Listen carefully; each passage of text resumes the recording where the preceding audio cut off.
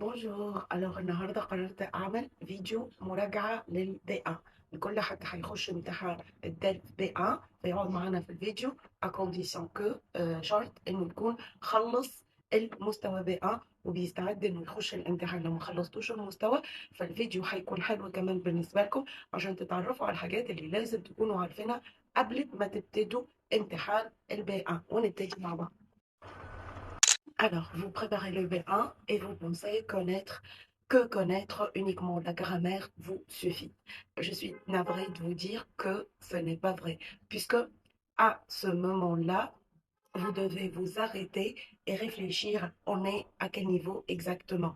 On est au niveau intermédiaire et on n'est pas au niveau débutant. On a terminé le niveau débutant avec A1 et, et A2, pardon. Alors, le B1 n'est pas un test de mémoire, c'est un test d'autonomie, puisqu'on commence la partie d'indépendance.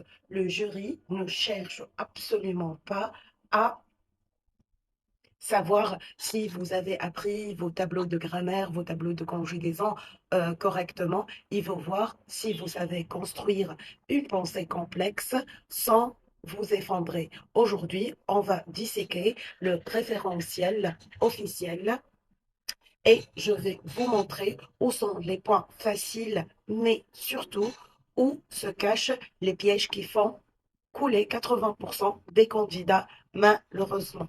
Donc, on va commencer par le socle de sécurité, c'est le récit du passé. Donc, commençons par la base. C'est quoi la base? C'est raconter au niveau B1. Raconter, qu'est-ce qu'on raconte? Au niveau B1, on doit maîtriser la narration au passé. Si vous confondez encore, par exemple, le passé composé avec l'imparfait, vous n'avez pas le niveau.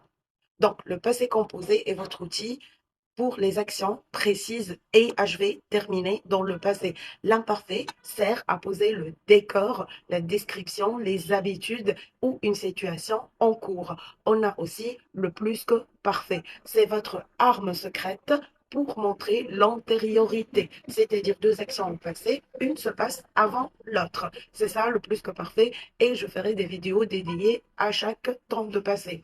Donc, dire j'avais déjà fini quand il est arrivé, c'est ça le niveau B1. J'ai déjà fini quand il est arrivé. Donc, un conseil, ne faites pas que des listes au passé composé. Un récit sans imparfait, c'est un récit sans âme, sans vie. Un récit sans plus que parfait et un récit sans profondeur. Me fiche.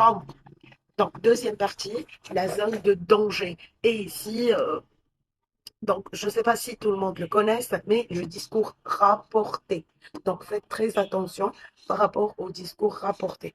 Voici le point le plus discriminant, comme elle a dit, c'est le discours à rapporter. C'est ici que le jury sépare les touristes des vrais candidats. Si vous rapportez des paroles au passé, exemple, elle m'a dit que vous devez obligatoirement faire basculer le temps. Par exemple, le présent deviendra l'imparfait, le futur deviendra le conditionnel présent, le passé composé deviendra le plus que parfait. Excusez-moi, je suis très malade, mais j'ai insisté à faire la vidéo puisque j'adore. N'oubliez pas de me supporter avec un joli like, de s'abonner à la chaîne, de mettre un commentaire, tout ce que vous voulez, bien sûr.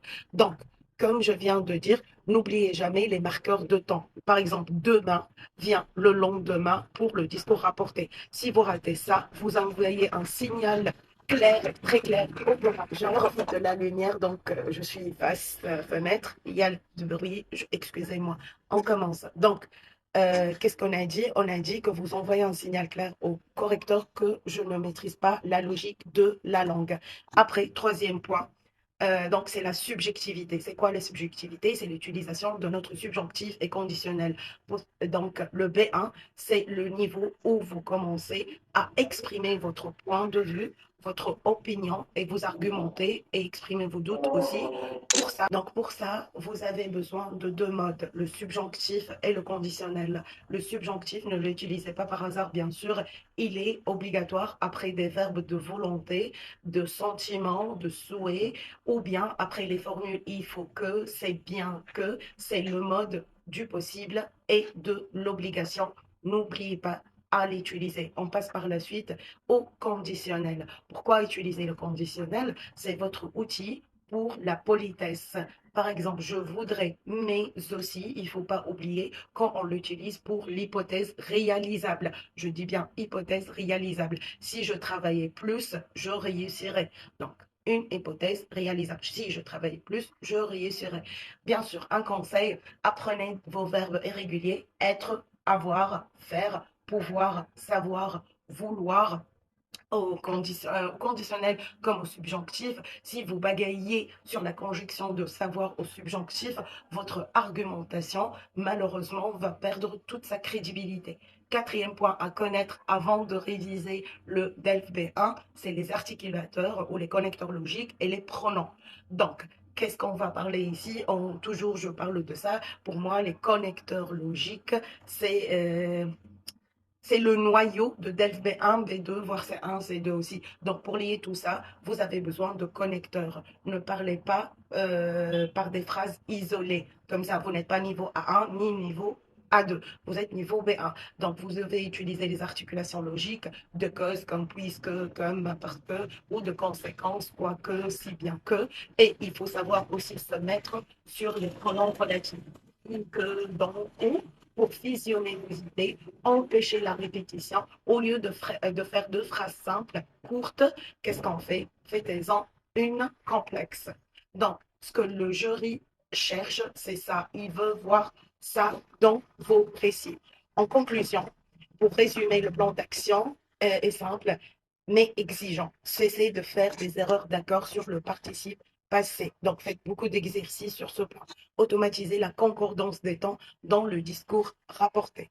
Intégrer systématiquement une hypothèse et un subjonctif dans vos productions, que ce soit orale ou bien écrite. La grammaire n'est pas une punition, c'est votre boîte à outils. Si vos outils sont rouillés, vous ne construisez rien de solide. Donc, euh, faites vos exercices, pratiquez.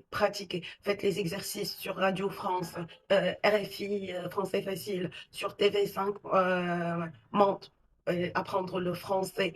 Donc, et ne vous mettez pas sur vos faiblesses. Travaillez là où ça fait mal. C'est là qu'on progresse. Je vous souhaite un bon courage. Et ça, c'est la première épisode.